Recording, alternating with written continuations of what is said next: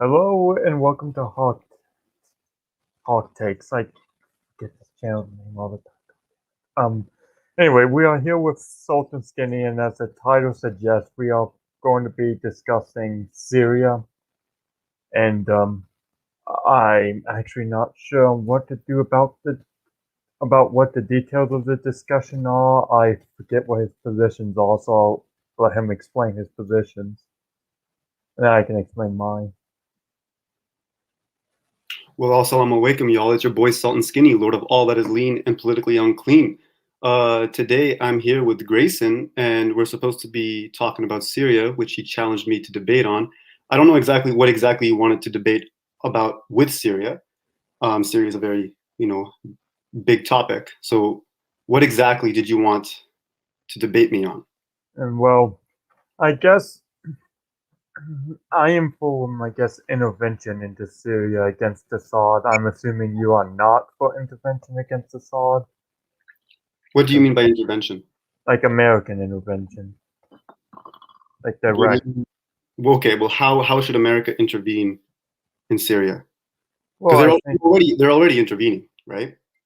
well, I think that they should actually do a lot bigger of a job in intervention, i.e., not just sending troops into to Rojava and then just leaving them there, not really doing anything.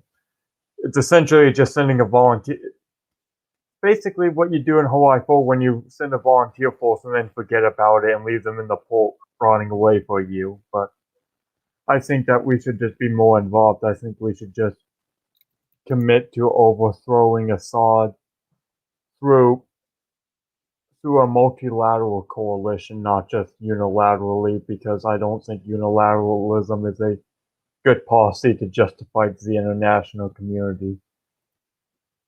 But isn't that what they're already doing? Like Turkey's involved, the Gulf states are involved, the US is involved, England, France is involved. Well, kind You know, of, you but have, it's not, but not at the level I think it should be done because we're right now. It's like there might be a few airstrikes when Assad after a gas attack, but it mostly just isn't so enough what do to you do suggest we anything. do? Okay, you're the president of the United States. I What's- would first discuss pretty much any possibility that gets Assad removed faster. No, I admit I'm not necessarily the smartest person on Syria, so I don't exactly know what the best course of action to remove Assad quickest is, and I am a little skeptical about direct intervention right now, especially with Russia there. Right. So you want America to do more than what it's doing now, but you don't know in what exactly. Yeah. Interesting. Um, so I'm not entirely an anti-interventionist person, per se. Um, but it's all about how you execute these things, you know? The Oh yeah. United States of the problem isn't so much interventionism, it's how America does its interventionism. Because the last 20 years has proven that America intervening in Middle Eastern countries doesn't always, in fact, never actually turns out well. They haven't, they have a very consistent track record of failing to accomplish their missions. So I don't understand why we would just keep repeating the same broken pattern. Well, if you want me to answer that, yeah, that's a lot to go into, so I might need a I might need a little bit to think about that. That's okay. Okay. So as what's happening now with their support for the SDF, that's not going to overthrow Assad Oh, I because, know. right? Well, Yes. no, not just and it's not because of the United States support. It's not about their support. It's that the SDF, the largest rebel faction and arguably the most, you know, um, Effective. effective, yeah, rebel group in Syria, their goal isn't to necessarily overthrow Assad as it is to consolidate their power in that region and create an autonomous state within a Syrian state. Syria is part of their goal. Whether Assad is in charge or an alternative government, is the question. And we've seen that, the SDF have at times even allied themselves with the Syrian government and the Russians, especially since Trump ditched them in like 2019.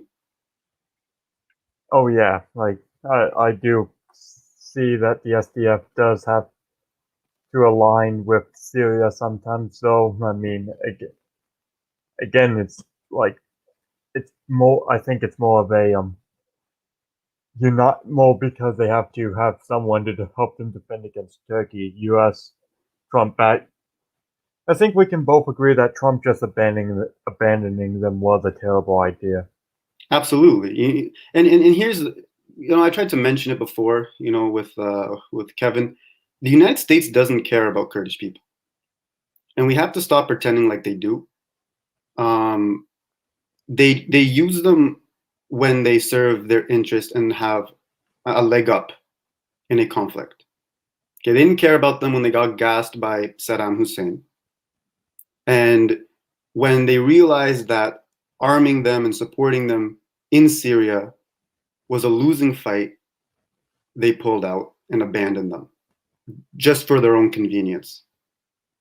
So we're not there as Americans, to help people.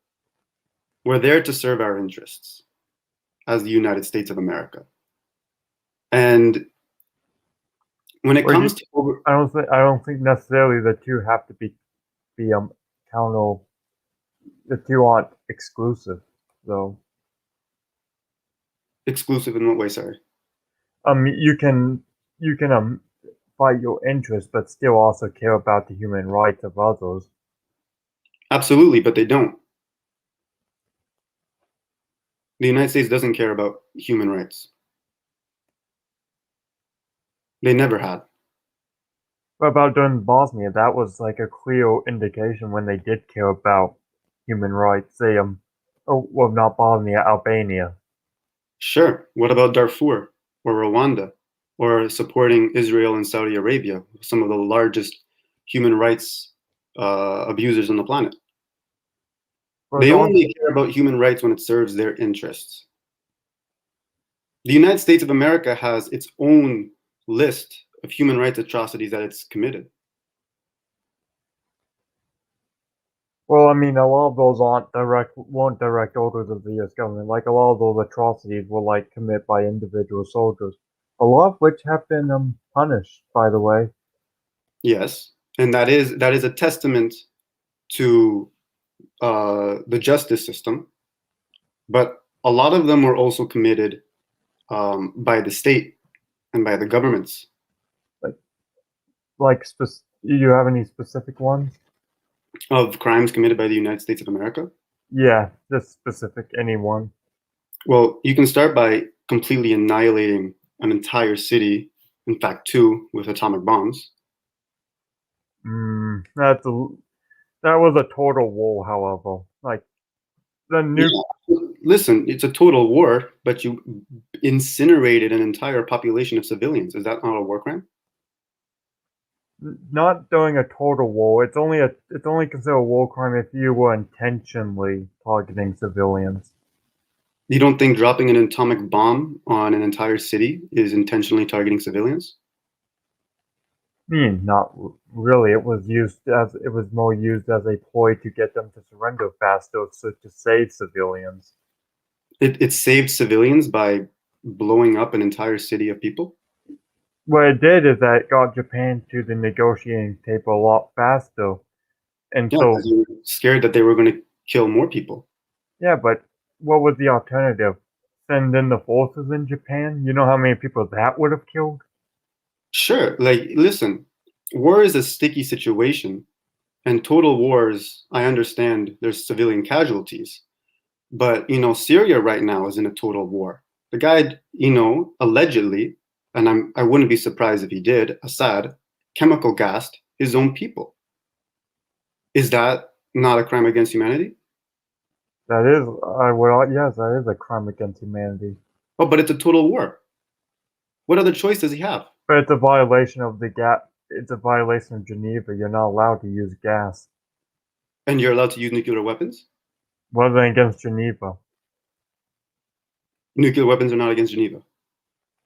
Not during the, at least not during the time. No, at least not that I know of. Okay.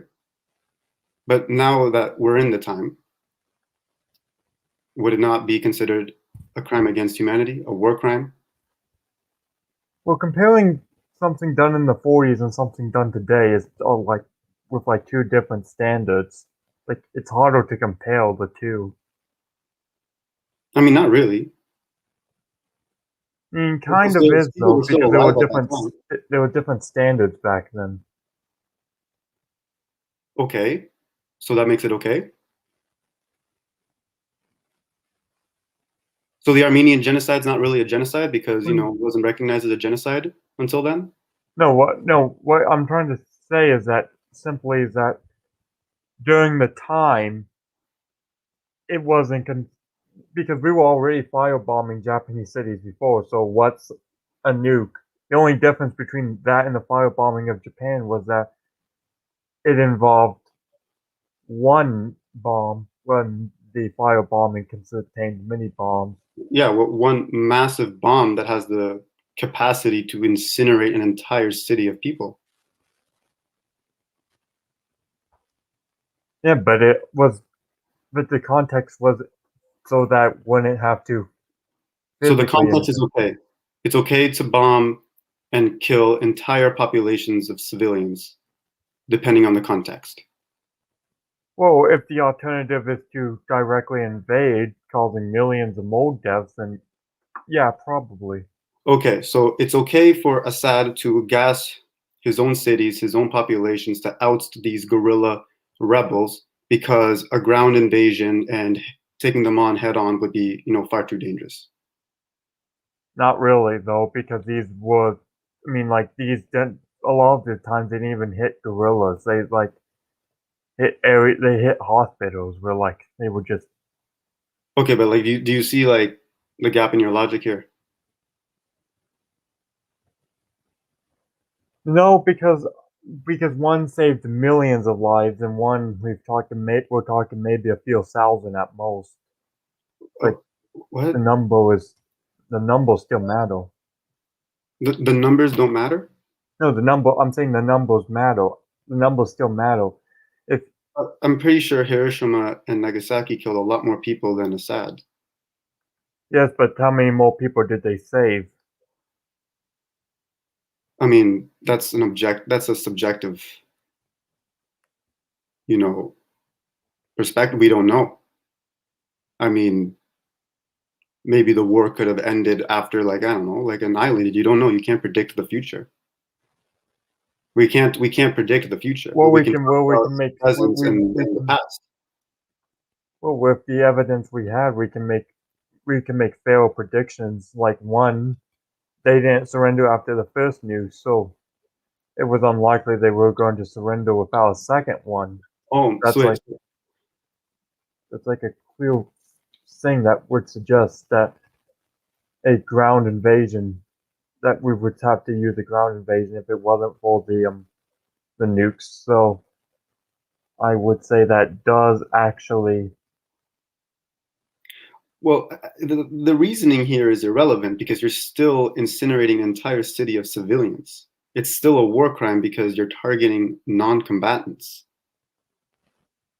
That's the war crime. No, because Hiroshima was actually an industrial complex. It was used to target military facilities. Oh my God. And it didn't kill civilians? It did kill civilians, but Do you think it killed more civilians than it did soldiers? I mean, probably so did Dresden, so did London. This is World War II. We are talking about one of the most dangerous times to be alive. This is when total war was a thing. Wait, hold on. Killing civilians and targeting civilians, just like what Assad is doing with chemical gas weapons in Syria, is a war crime. Okay? Whether or not Geneva existed back then or not doesn't matter. Just like how the Armenian genocide is a genocide. Even though, oh, we didn't have the Geneva Convention back then, how do we know it was a genocide? It was a genocide, right? Well, Would it you seems like it seems like we can't see each other on this. I'm saying it was justified because it saved okay, millions, and you're saying it was unjustified so because it some crimes killed against thousands. humanity are justified and others are not. Okay, let's move on. So let's get back to Syria. Um, how would you like to see, I don't know, the United States overthrow Assad? Well, I prefer to do it with as little damage as possible. And how do we do that? Again, I'm not really an expert on like what covert operations to remove dictatorship. So again, I'm not the expert to go to on that situation. So you, oh man, like so you invited me to a debate without a position. No, I have a position. I just don't have a clear position. Your position is United States should do more to intervene in Syria. Yeah, Okay, and I I'm supposed, just don't have the but how? specific. Because intervening, you can intervene in multiple ways. Do they intervene like humanitarianly? Like, do they intervene militarily? Do they? How do they intervene? With more sanctions? With aid? With helping? I don't know, one of their allies like Well, Turkey. sanctions don't do anything against Syria because they don't trade with America. So what's the point of doing sanctions? So sanctions are not a thing you can use against Syria. I agree. Yeah. So what you should do is you should target ways that Iran and Russia are funneling money to the Syrian regime. A lot of this is through Iraq, and since the U.S. is still in Iraq, you could use some targeting of Iranian militias going to fight in Syria there. I think that's a pretty reasonable thing to do. So you want to intervene in Syria by combating Iranian-backed militias in Iraq? Yeah, I mean, this isn't that's the position is that you should probably stop them before they get there to begin with to cut off the supply. Okay. You do realize that the United States is not really in good terms with the Iraqi government right now, and that the Iraqi government is actually more friends with Iran than it is with the United States at this point, right? And it's also an undemocratic country that that was pretty much there because in the aftermath of the Iraq War, because America wasn't good at nation building, it I ended up agree. going to. Yeah, I'll admit the U.S. was bad at nation building, but Well, then why would they be good in Syria? the goal isn't to nation. My goal isn't to nation building in Syria. My sole goal is to remove Assad, and then let the Syrian people make the path they want to. What? So your goal is to just kill Assad and create a power vacuum in Syria? And oh yeah, just figure it out, guys. Yeah, we'll just blow you guys up and then you just figure it out, right? Well, Just like you did in Iraq, what? which you also It's agreed like, was a what are bad you idea. talking about? Why would it matter if there's a power vacuum? They had a civil war with 10 years under this dictatorship.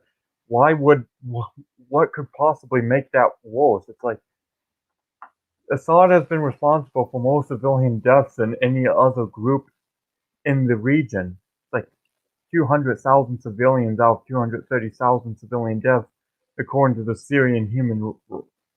There was like, what's the name? Okay, and your solution is to what, like have more military action against the Syrian government, which, by the way, right now is winning the war, remains the most stable entity in the war. That's because it's being propped up by Russia, which is itself not a stable country. I disagree with that notion. Russia supports it, but Syria's um, resilience in the conflict has less to do with its allies and more to do with its socioeconomics and the Ba'ath Party's um, exceptional ability to gain support from people in Syria and create. Exceptional. It's like, Yes. what? Because they win 95% of the vote in a rigged election? That's Yeah. like, No, that's not what I meant. You know those elections are rigged.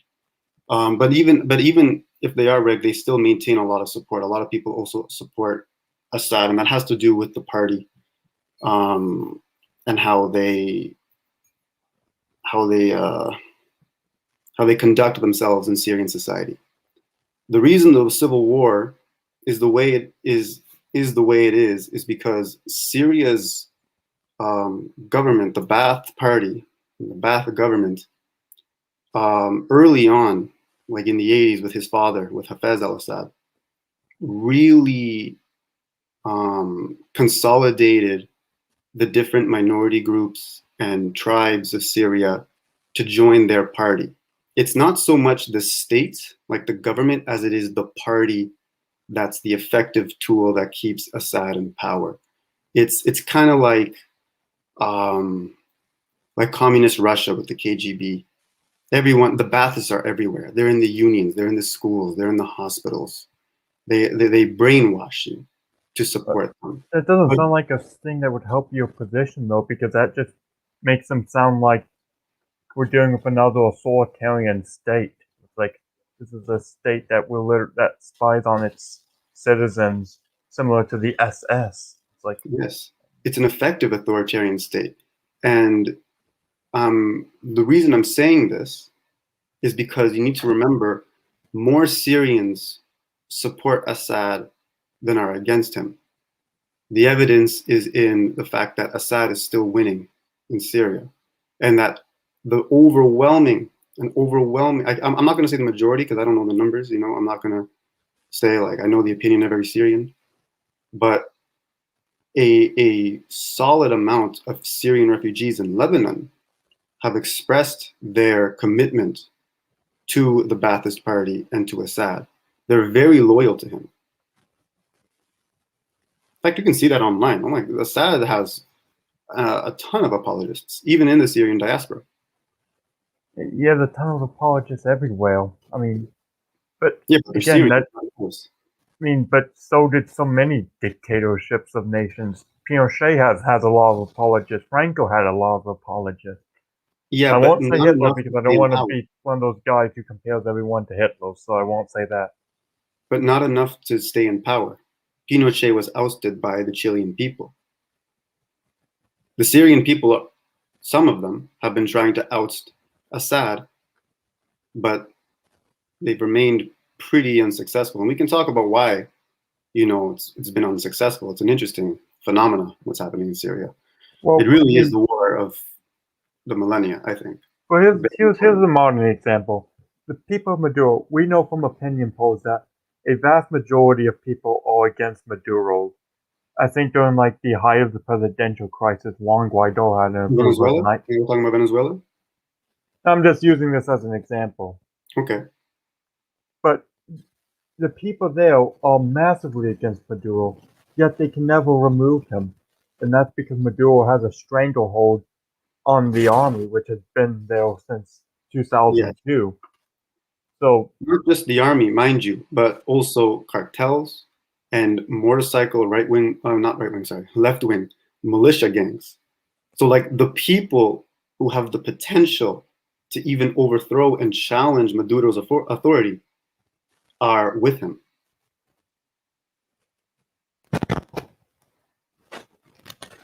well, don't you think that's kind of what's happening in Syria? A lot of people who can challenge Assad are with them.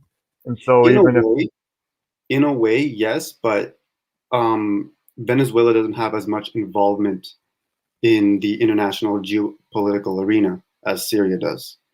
But yeah, in a way, that is what's happening.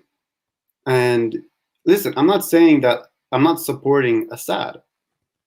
I'm just saying he's not leaving anytime soon because of how well the Ba'athist Party has been able to consolidate its power.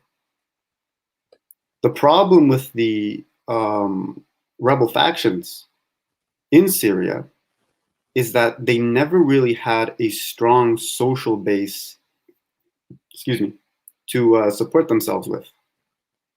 What they all agreed on was we want Assad out. Okay, but what's the alternative? The people chanting in those protests, they're socialists, they're capitalists, they're conservatives, they're progressives, they're Islamists, they're Muslim Brotherhood, they're everybody. And the largest social base alternative to the Ba'athist regime in Syria was the Muslim Brotherhood. So, yeah, I mean, I don't really know. Like, it's an iffy situation. I'm not here to solve the Syrian conflict. Um, but what I can tell you is that I don't think the United States has the capacity to overthrow Assad effectively. Well, At I least kind of not agree without, with at least you. not Not without, you know, drastic consequences. well. I kind of agree with you. I don't think U.S. alone can do it. But I feel like U.S. and with other nations in the international community, which, by the way, most international community members have been on board with condemnations of Assad. I mean, we're talking about pretty much every nation in Europe, a lot of nations in Africa, a lot of nations in the Americas, Japan, South Korea, Philippines. They've all gotten involved. They've all pretty much have signed condemnations of Assad. They just never get passed because of Russia and China. So I just feel like we should be more aggressive in the sense that that those nations should just put more covert operations to go around Russia and China because at this point the UN is ineffective in dealing with Syria. Yeah, I'll agree that the Security Council hasn't been effective in coming up with, a resolution on Syria because of the vetoing. Um, and I agree that many nations across the world condemn Syria and Assad. Sorry, I'll just say Assad, the Assad regime. But I don't know how you're going to convince these people, especially now during a pandemic, that they should um, allocate some of their funds and their soldiers to overthrow a regime that really has nothing to do with them. Well, I mean, you can. I mean, we literally got Kazakhstan involved in the Iraq War. I think you could get a few nations involved in Syria, not just us. Um, Syria is a little different because Syria actually has quite a solid amount of friends in the world. Saddam Hussein was different because Saddam Hussein was a rogue state. Nobody in the Middle East liked him. But Syria actually has friends in the neighborhood, powerful friends in the neighborhood. And I think that's definitely an obstacle for essentially the whole, what you're asking is the whole world to team up against them. Well, I mean, not the whole world, but a lot of it. I mean, you can. I mean, it's clear that many nations have been on board with condemning them. So if we just assume that maybe half of these nations are involved, there's still like 30 nations right there that are willing to do covert operations. They don't even have to be public covert operations because that's the thing with covert operations. They're usually done in secret, anyways. You can do it in secret, but once they get caught, it's not much of a secret, is it? Well, that's the thing. They would have plausible deniability. I mean, if this is a nation where Ukraine Assad can gas its citizens and then deny it, I'm pretty sure anyone could deny anything these days and it would be believable. Do you not think that would escalate into like a third world war if you had all of these nations just come after Syria, Not really, with Iran, because in China? reality, Russia does not want a war with the U.S. It would absolutely destroy them within a few weeks because the Russian economy is very weak. The equipment is often broken, unusable. There was a report from the Armenians that their missiles failed 90% of the time. It's like Russia knows they can't actually win a war. They're just very good at making people feel Russian. They have good propaganda campaigns. Russia's been winning its wars lately, especially in the Ukraine. It's been pretty effective at it. I mean, it hasn't been as effective. Not it's like in 2014, the Ukrainians were a lot more of a is a lot more of a in 2014 it was unprepared, and now it has shown that it's actually capable of holding its own against Russia somewhat. And again, this is also the second largest power in the world invading a small, relatively small country. Exactly. So you don't think that a war with the first largest superpower and then, two and three is going to be like devastating? I don't think it's going to happen because like China definitely is not going to die for Syria because especially since China they expand their interest all over the Middle East. So in reality, they might condemn it, but they're not actually going to realistically do anything about Syria and Russia. You They can't It doesn't because have to be about Syria. It could just be about weakening the United States and consolidating their power in the South China Sea or or in don't you think India. they would do that with or without Syria anyway? Either way. Yeah, but Syria is one of their boys now. They just signed a deal with them that they're going to be part of the Belt and Road Initiative. And Iran, oh, billions, we're talking billions of dollars in investments. Iran Yeah, and well, China are buddies now. that's the thing though. China doesn't really have friends in the sense they have economic partners. They partner with they partner with Iran. That is true. They also partner with Saudi Arabia and Israel and the UAE. Like Yeah. So yeah, they just they'll just the thing with China is I don't think they're actually going to die for anyone specifically, except for maybe like someone who's near them, like maybe North Korea. But even then, that's a little iffy. no, but they're going to consolidate their power and fight alongside their partners.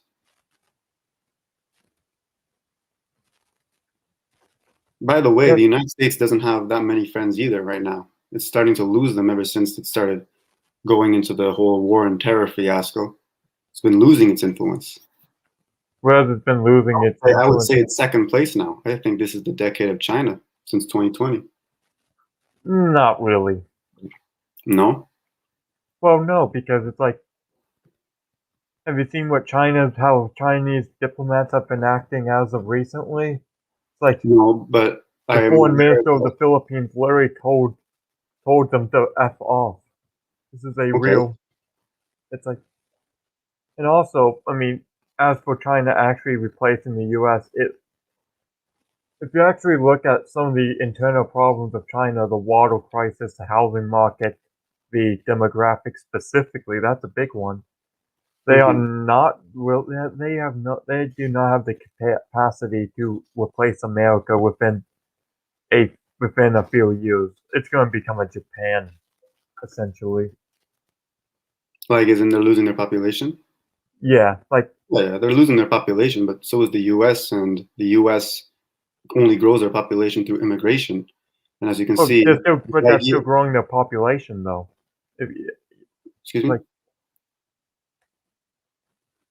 could you repeat but that? I can hear you. yeah, but they're doing it through immigration, but that's still not going to cause them a demographic issue because Well, to allow immigrants them, are still a population in your country. I mean, yes, but a lot, but that was what I was trying to get at. In Europe and the United States, they're having the same, lowering birth rates as China and Japan, and their solution is immigration. And as you can see, a lot of people in the United States and Europe do not like the idea of immigrants coming to replace them because of their birth rates. In fact, it's creating a lot of instability right now in the United States and in Europe. means You could I say don't you could know say the how same much in that the United States of America, with its own economic problems, its own infrastructure issues, its own civil unrest, that it too does not have it's an unstable country. You could argue that too, just as much as China. not not really. I mean, it's just a. I mean, they do have poor infrastructure in some areas, but again, In a lot of areas. that's mostly because a lot of areas are being are just losing, are just people are moving out of them and moving to more suburban areas. Like a lot of, like Wisconsin, a lot of people move out of the rural areas and move to like the suburban wow counties. It's like, Okay. But there's still, there's still a lot of social unrest, especially, since the year 2020. I know there's You could social unrest, argue, but I feel like it gets a lot of it is overblown by social media. Like, yeah, I agree with that to an extent, but it was also, last year you had a lot, well, and also like not just even like with the riots that happened last year, but like you guys also have a crazy amount of mass shootings. Do you not think that's unstable? I think that's exceptionally well, unstable to think that there's if a you bunch of actually look in people the, I mean, in a if you country look that in the you 60s, don't though, know in that they could just 1960, one day just shoot you for no reason. well, That's to homicide me the rates sort aren't of thing. actually that high for North America. Like if you compare it to places like Central America, our Absolutely. homicide rates are a lot lower. And as for like the riots, like America has seen far worse riots and have come out. Well, like if you look at like 1968, the riots there were just awful. Like Do you things think like that the United States of 2020, America has a higher homicide rate than China, though? well, it does. And it has three times less the population. But the reason why why China has low homicide rates is because there's also a way more punishment-based system in China. Like if you commit a homicide in China, you practically are going to get caught immediately. There's not really a way you can get away with homicide. hmm I agree. It's very totalitarian, but it's also, in a world where it is an arms race for, stabilizing your society. I think China's winning in that. Like I'm thinking of it this way: they had a virus that started in their country, and the United States of America has the highest like deaths because of it. Well, India's catching up, well, but here's like, the thing with technocratic regimes, though, is that they may seem efficient, but they also lack any humanitarian values, and over time, that is going to corrode your society. Like a lot of Chinese, like if you actually, they rank high in education, but one of the places they rank very low is critical thinking, and that's because the technocratic education system wouldn't consider critical thinking and questioning teachers a a thing you would do. But this is all. I think we're getting very off topic. no, but it's okay. I'm enjoying it. You want to get back to Syria? Yeah, if you All right. want. I mean, we don't have to if you don't want to. No, no, I'm down for Syria. I'm Sultan Skinny. I talk about Middle Eastern history and politics. Yeah. I mean, I'm more Latin America based, so that's probably why I'm not doing the best. But, Okay, no worries, no worries. So hit me up. What about Syria should change? Or we can do well, it I mean, the because thing you're with you're you're pro-interventionist. I'm assuming, right? yeah, I'm pro-interventionist. I think that the problem with Syria is that I feel like it's been decades since they've actually had free and fair elections. That I actually do kind of see the purpose of maybe setting up a transitionary, I don't want to say dictatorship, but like Interesting. transitionary You said regime. you specialize more in Latin America, right? Yeah. Um, you do realize that many of the dictators that the United States propped up in Latin America were against democratic elections, right? In Nicaragua, in Chile. Chile specifically, and yes, I agree with can suck. This debate does fucking suck, but um, with Chile specifically, the coup wasn't against Allende because he was a communist. The coup was against Allende because he was threatening to arrest the Congress, because Congress was threatening to impeach him for using his emergency powers. Okay, but I just find it interesting that you're advocating for intervention in one country because they're not getting free and fair elections, but on the other side of the globe, you guys are notorious for propping up dictatorships after free and fair elections. As far as the Jean Kirkpatrick doctrine, though, like this was during the Cold War, where you That's had one of the to. things she was very heavily criticized about was her hypocrisy. She was mostly wrong about most of the things. By the No, way, was she wrong about it though? Because how many of those South American dictatorships still exist today? The major the most authoritarian country in Latin America is Cuba, the one dictatorship that wasn't backed by the U.S. in the region, and it's the only one that still exists. Most of them fell by the 90s, if not the 80s.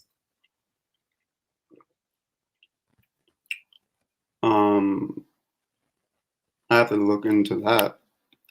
I know there's not a lot of dictatorships in Latin America in general. There's a lot of hybrid democracies, but Yeah, but they'll hype that does happen when you have after you're recovering from like decades of dictatorships. This also happened in Eastern Europe, like that.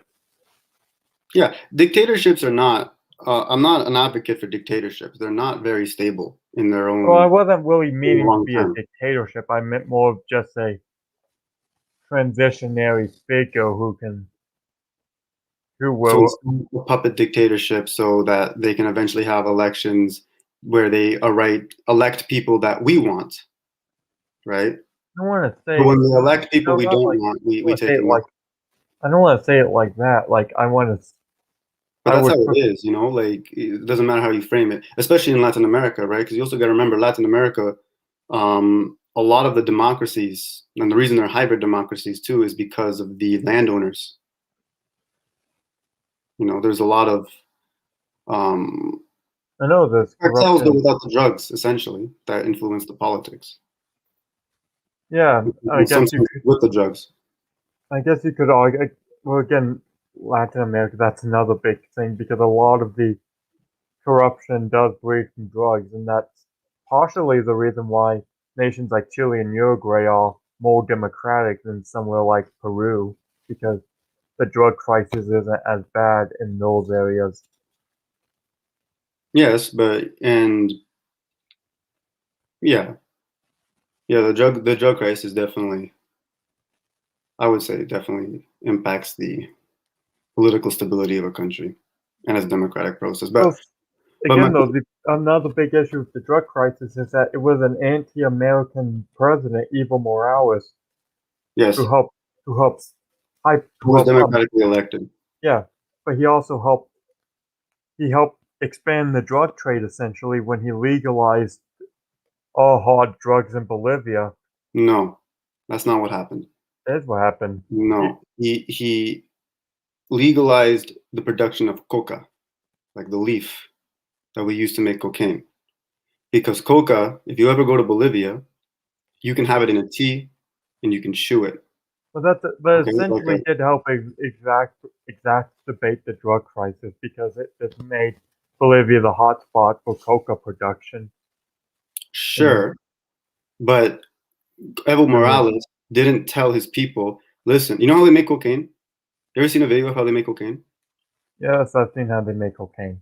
Right? Okay.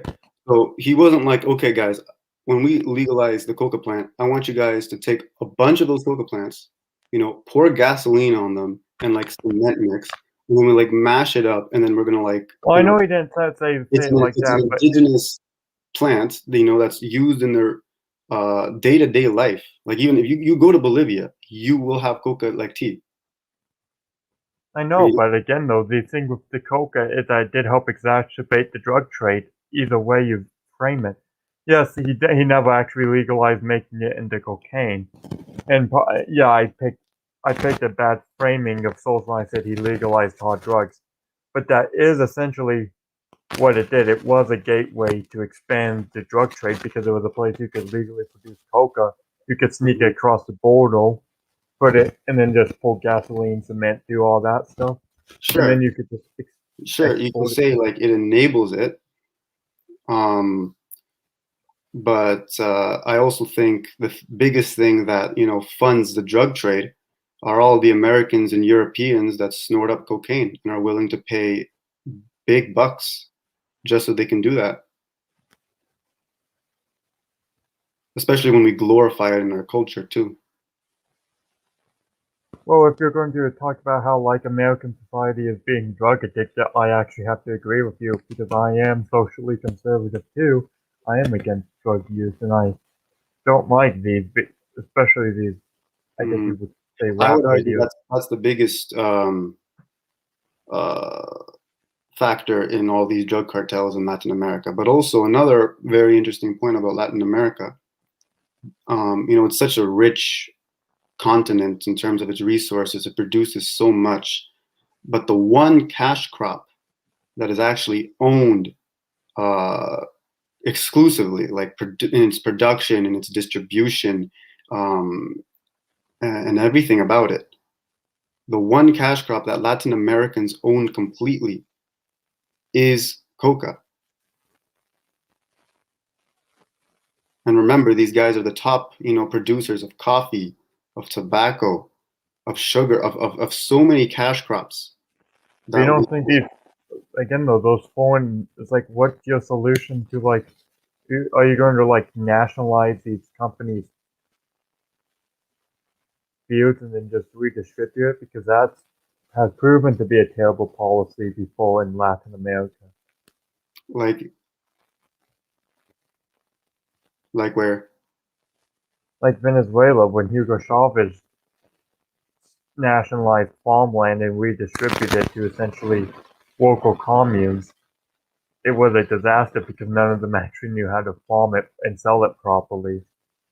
Like, a nation is going to need foreign investments in it, and sometimes that will mean that some foreign companies will control some land in the country. America has foreign companies that own land in it. Mm-hmm. But it's like, again, also it's like in London, the largest royal family who owns land in London is actually the royal family in, I think, either Dubai or Abu Dhabi. No, But that in doesn't, London, right? Like I saw that news article. yeah, but that doesn't make England a subject of Dubai. No, because he owns like real estate. He doesn't own, all of like the coffee production. I mean, England doesn't produce coffee, but okay, what does England produce? I'm just thinking. But yeah, they don't own like all the sheep farms. You know what I mean? Like for wool, or all of like the whiskey distilleries. I So know, those. but again, it's like Brazil, a lot of its coffee has been made by local companies now. The reason why international companies are there is because they're generally more efficient at it. Mm-hmm. But that's still really a product of neocolonialism. Most of the funds, most of the profits from say coffee production, tobacco production, what have you, goes to countries and people that are not Latin American. And many Latin Americans have an issue with that. And that's why you see so many of these, socialists and nationalists are so popular in Latin America in particular. Well, then I guess the issue is how do we actually combat that without land nationalization and land redistribution, which isn't working in Latin America? That would be a main problem to solve. Um, I still don't understand how, in what context it doesn't work in the land distribution.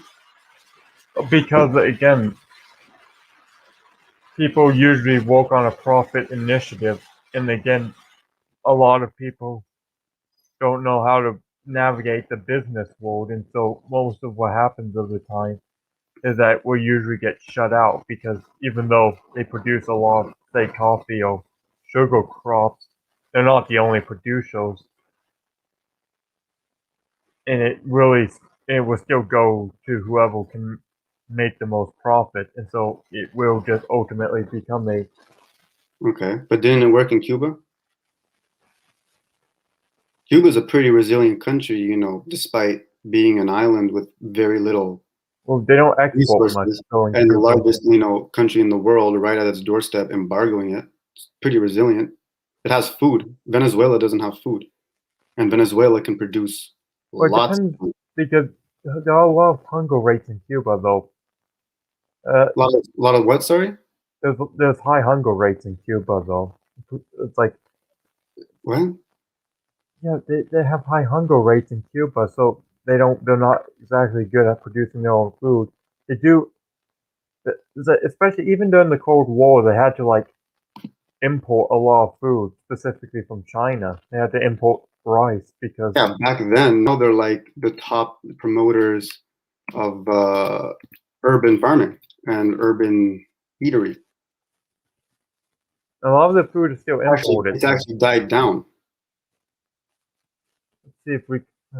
It's died down recently. Because I know like in the 90s they were bad, right? Very bad after the Soviet Union collapsed. Oh yeah, But well they also opened up the economy more too. There was more privatization. yeah, with in regards to its resorts, but one of the big incentives was to actually grow food in the cities. And actually, we're starting to do that more, you know, as you know,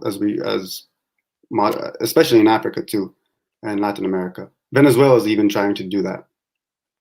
Okay, found this article from the World Food Program. It's a United Nations program. It's about 70 to 80% of their food is imported.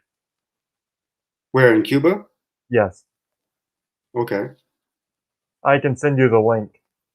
sure, but yeah, they can import their food. There's nothing wrong with importing your food. Yeah, but that also implies that they're But still they also very reliant nationalize on. the land. And it's an island, you know, it's a sugar island nonetheless. You know, a lot of the soil is also deteriorated because of that. I'm just saying, you know, nationalizing the land doesn't always result in negative consequences. Then Cuba has a lot of friends. But it seems like you're first you're saying they're self-reliant, and now you're saying they're not so. It's like Not in energy. I know that.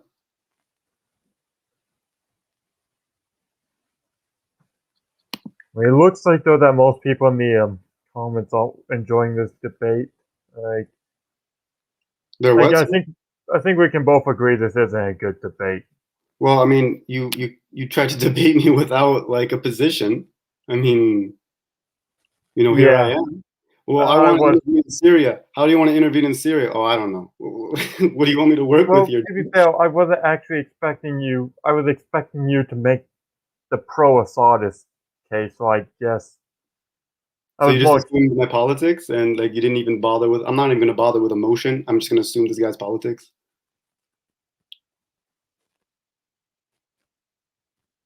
You just want to end the stream because like I can't. I was woefully unprepared. No worries, dude. It's okay. I enjoyed the talk. Let me just see this. Oh, you give me a link. I mean, yeah. I guess you're right. I shouldn't assume people's positions. Yeah. That's why. Uh, I.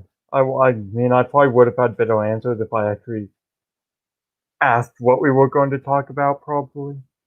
Well, I thought you were going to talk about like, you know, the United States should have intervened in Syria, you know, like right at the beginning of like 2011, like when the Syrian uprising, like I thought that was where we were going with this, or that Oh, you know, the United States should just have a full-on military intervention and like overthrow like Assad and like you know do the same thing that they did in Iraq, even though it failed. But like I mean, I think we can say this was a pretty polite discussion, but this is also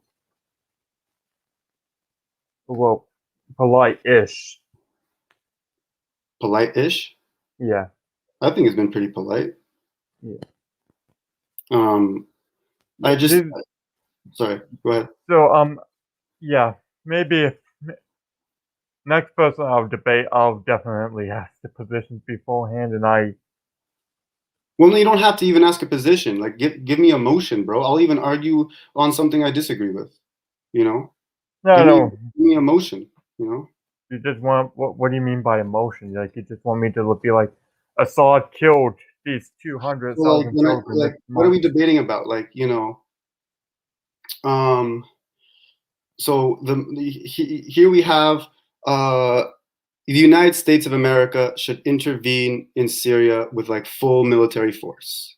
There's the pro side, there's the negative side. You go and you argue your point, like a debate.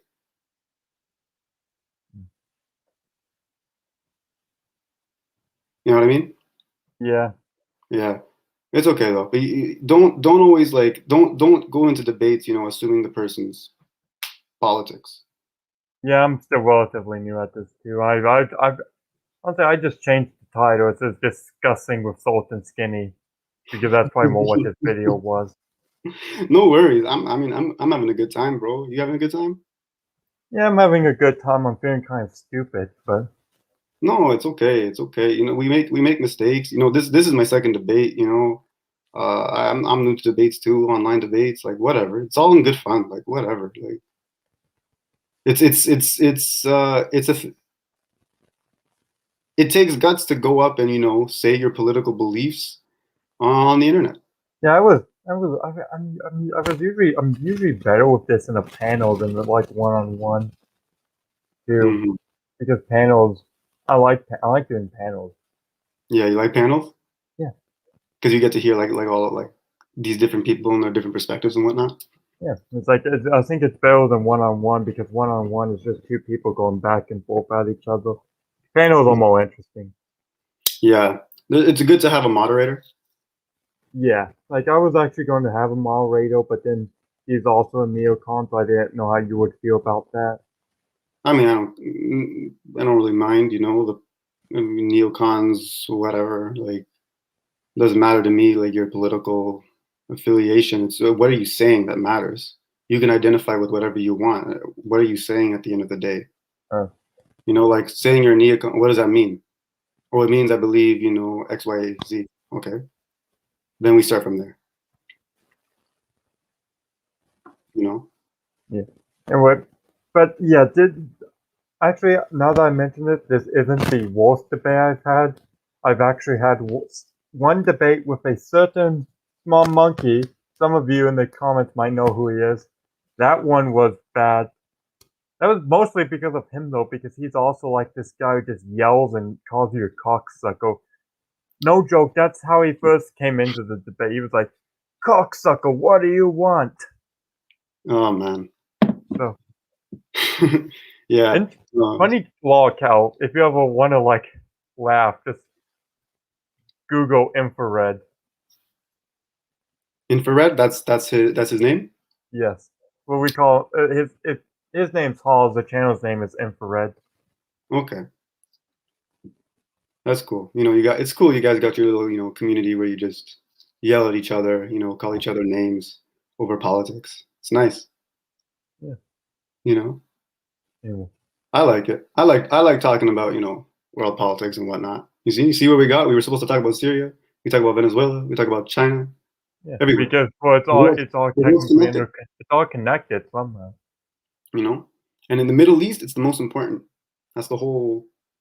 It's Yeah, the Middle East is the center. that what was historically. It was the gateway of the three continents.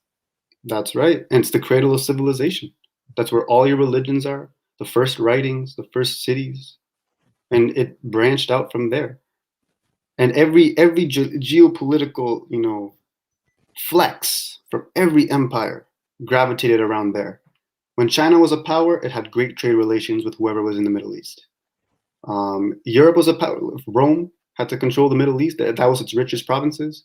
Greece had a golden age because it was entirely encompassed the Middle East. In Africa, you had Egypt, Ethiopia, Mali. They just spread so much money. They bankrupt economies because they were just flashing their gold. That's a flex. And it's all in the Middle East. That's where all the action happens. That's why we go there and we spend so much money, waste so many lives, and spend so much energy discussing topics that, in countries that, have nothing to do with us. It's that important. Yeah, like the only actually though the place I think that's criminally underrated is Ethiopia, especially what's happening there now, the Tigray Yes. War. Yes. Ethiopia is an exceptionally underrated country, cradle of humankind. And like the history is rich, the influence is rich. We don't even talk about. It's a world Ethiopia. Like the only Sorry, go ahead. Only enough. The only Most people only know Ethiopia as that one country that Italy failed to invade. Yes, but you know, Italy kind of sucks militarily anyway. I'm just gonna be Well, real. at least Mussolini's Italy sucked. Yeah, but also it's the mountains, right? And Ethiopia is like ancient civilization. They've been around, like with Rome. They were the only Christian country, Christian haven surrounded by Muslim powers. They kept it going. A resilient country.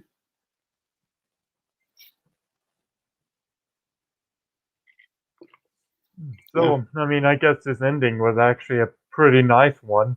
Even yeah, pretty nice ending. A lot way smoother landing than the first time. yeah, like this one kind of started off on rocky ground because we didn't.